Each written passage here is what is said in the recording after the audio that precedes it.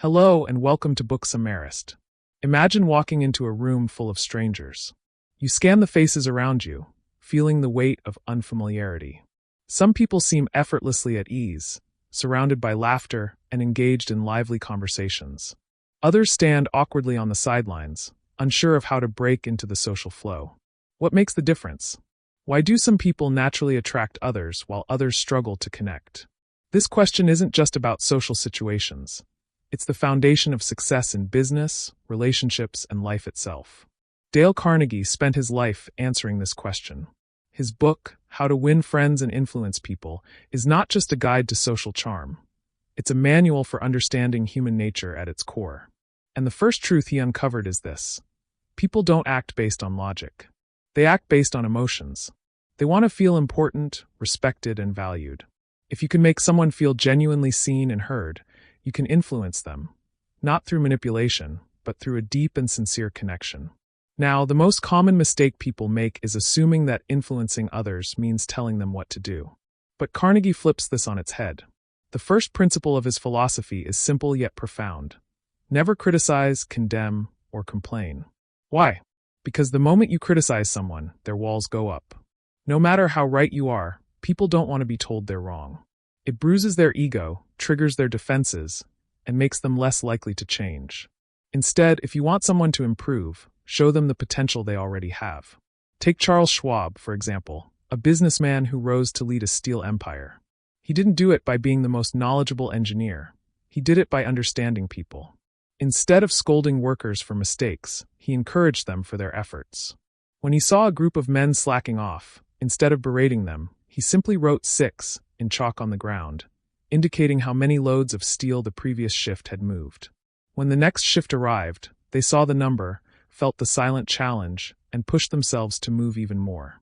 The numbers grew higher each day, not because of threats or orders, but because Schwab tapped into something more powerful than fear: pride and self-motivation. People don't need to be forced into action. They need to be inspired into it. And one of the best ways to do that is through appreciation. Give honest and sincere appreciation. This isn't about flattery or empty compliments. Carnegie warns against insincerity. It backfires quickly. But when you take the time to notice and acknowledge someone's efforts, you give them something they crave more than money: a sense of value. Now, let's talk about how to make people like you instantly. You might think charisma is about being the most interesting person in the room. But in reality, it's about making others feel interesting. Be genuinely interested in them. When you meet someone new, don't try to impress them with your stories. Ask about theirs. Let them talk about what they love, and they will walk away feeling deeply connected to you. The power of a simple smile is another underestimated force. Carnegie explains that a smile is a universal sign of warmth and acceptance. It's an unspoken message that says, "I'm happy to see you." And when people feel welcomed, they naturally open up. Another trick?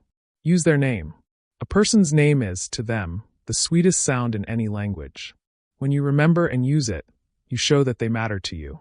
But what happens when you don't agree with someone? Most people instinctively argue their point, convinced they can win with logic. But here's a truth Carnegie emphasizes: even if you win the argument, you lose the person. No one likes to be proven wrong. The best way to influence someone's opinion isn't by attacking theirs. It's by first showing that you understand it. Instead of saying, "That's wrong," say, "I see your point, and here's another way to look at it." By acknowledging their perspective, you lower their defenses, and suddenly, they're open to considering yours. And when it comes to leadership, the most powerful leaders don't command, they inspire. A boss who barks orders may get obedience, but a leader who uplifts others will earn loyalty. Instead of demanding, "Fix this mistake," a great leader says, "I know you're capable of great work. Let's refine this together." Instead of punishing failures, they highlight strengths and give people a reputation to live up to. When you tell someone, "You're one of the most hardworking people on this team," they will naturally strive to prove you right. The final and most important lesson? The world is full of people seeking attention, trying to make themselves look important. But the real secret to influence is to do the opposite. Make others feel important. Be the rare person who truly listens, who genuinely appreciates, who makes others feel valued. Do this, and you won't just win friends. You'll win hearts, minds, and opportunities you never imagined possible. If you liked this summary, consider subscribing to our channel. Your support gives us the motivation to keep creating more engaging content.